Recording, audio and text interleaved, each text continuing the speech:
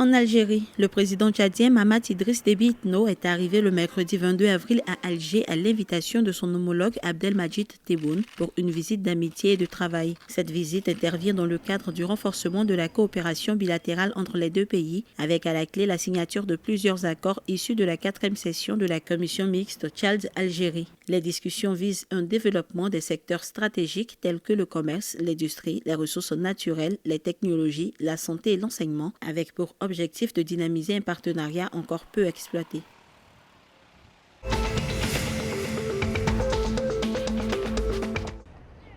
En Tunisie, dans le cadre de la transition énergétique, 2 centrales solaires photovoltaïques ont été inaugurées le 21 avril avec une puissance de 50 MWh chacune pour un investissement total de 270 millions de dinars, soit 93 millions de dollars. Ces projets visent à renforcer la souveraineté énergétique de la Tunisie et à accélérer l'objectif de 30 à 35% d'énergie renouvelable dans le mix électrique d'ici 2030. Ils permettront également de générer une économie annuelle estimée à 60 millions de dinars sur les coûts de production d'électricité tout en stimulant l'économie locale à travers la création d'emplois et l'implication de centaines de travailleurs tunisiens durant la phase de construction.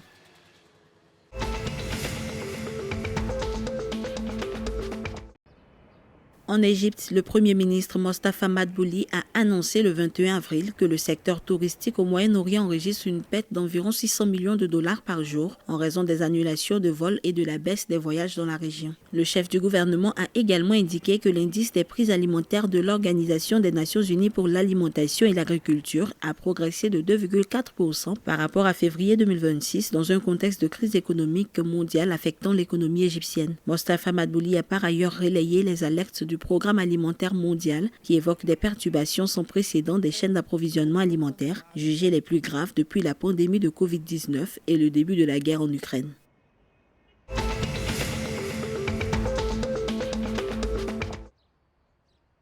En Libye, le vice-ministre de la Défense, le général Abdul Salam Al-Zoubi, s'est entretenu le 20 avril avec l'ambassadeur de l'Union européenne, Nicolas Orlando, autour du renforcement de la coopération en matière de sécurité et de stabilisation du pays. Les échanges ont porté sur la coordination avec les institutions de l'Union européenne afin d'harmoniser les efforts sur des enjeux communs, notamment la surveillance des frontières et le rôle régional de la Libye. Le diplomate européen a salué le succès des exercices Flintlock 2026 et les avancées dans la coordination nationale, tout en réaffirmant l'engagement de l'UE à soutenir ces initiatives, y compris dans le cadre de l'opération Irini, en lien avec les évolutions régionales et internationales.